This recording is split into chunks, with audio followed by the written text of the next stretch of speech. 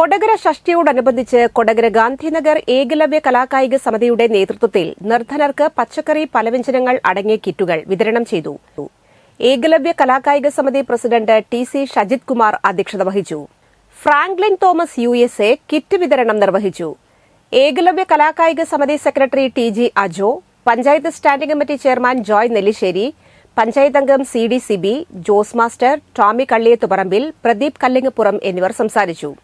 തുടർന്ന് star media അവതരിപ്പിച്ച mega ഷോയും അരങ്ങേറി.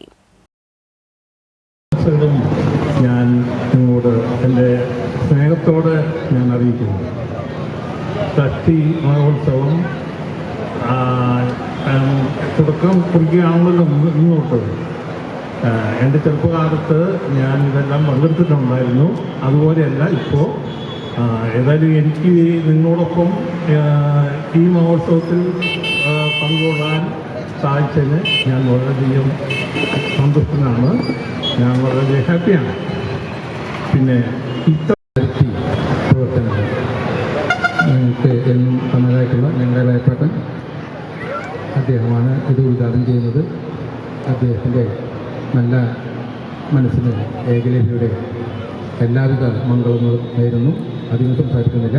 ഇതിൻ്റെ ആരംഭിച്ചിട്ട് അതിൻ്റെ ഒപ്പം തന്നെ നമ്മളോടൊരു ആംബുലൻസ് സർവീസും ആക്സിഡൻറ്റിൽ ഫ്രീ ആയിട്ടാണ് നമ്മൾ ആളുകളെ ഹോസ്പിറ്റലിൽ എത്തിക്കണതൊക്കെയും. അപ്പോൾ ഞങ്ങളത് തുടങ്ങിയതിൻ്റെ 14ാമത്തെ വർഷമാണ്.